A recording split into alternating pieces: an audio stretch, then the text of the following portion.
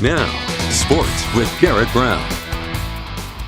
It was another edition of Thursday Night Football in Grand Junction, with the Grand Junction Tigers, who have won their first 2 games this season, putting that unbeaten record on the table, taking on a front-range foe in the Denver North Vikings. When these two met a little less than a year ago, the Tigers rolled into town and they pounced for a 49-0 victory. Would history repeat itself, or would the Vikings be able to flip the script?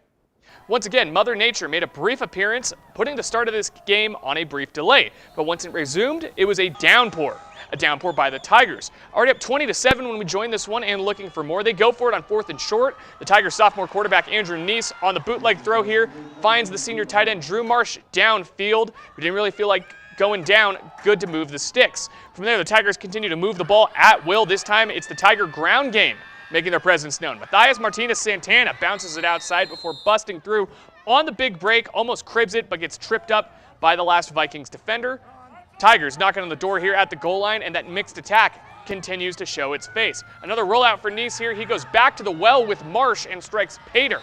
Those two expressions don't really work together, but this Tiger offense sure is. They ride the momentum and elect to go for 2, and once again, the balanced attack comes to play. Speed option here, Elias Morgan showing off his speed. Tigers strike for 28 in just the first half of the game, and he goes on to take down one of his own linemen here in celebration. You don't see that all the time. Second half, when we resume this one after the Tigers strike for 28 points in just the first half alone, Tigers not looking to just run out the clock, they want to run up the score as well. When we rejoin this one after that halftime intermission, Neese chucking it up. Unfortunately, that's right at a Vikings defender in prime position for the pick, but not if Paxton Weber has anything to say about it. Weber looking like he's got some spider webs on his hands or something, the way he snagged that one out of the air. And the big game for Weber would continue in this one. We're going to stick with number 3 here later on in the game. Neese dropping back, scans before getting it to Weber on a short crossing route there, who gets around the first defender, slips another, shows off the contact balance, and he's got nothing but green grass ahead of him. 30-20 touchdown. Tigers are rolling.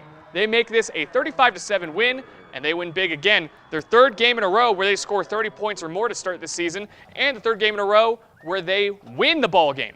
Tiger marching band rolling as well. And how about this? We got a rock band to go with the marching band. Wanted to ask them if they could get some Alice in Chains going or something. I'll get back to you on that one.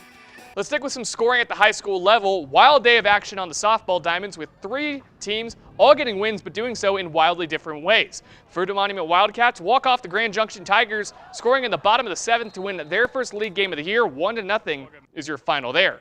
Rifle, meanwhile, they left no doubt. Over 24 runs on the board against Battle Mountain. 23-1 is your final there. Central, meanwhile, wins via the shutout against Montrose, but they do it more comfortably, planting 3 runs by the 3rd and hanging on to win 5-0. And on the soccer pitch, Colorado Mesa women's soccer, they improved to 3-0, taking down Northwest Nazarene 2-0. Kylie Wells has scored in all 3 Mavs wins this season. Meanwhile, the men's team, they lost their first game of the year to Western Oregon 2-0, and the Rockies also fell to the San Diego Padres 2-0. I guess that was just the score of the day. That'll do it for your look at sports. We'll be right back.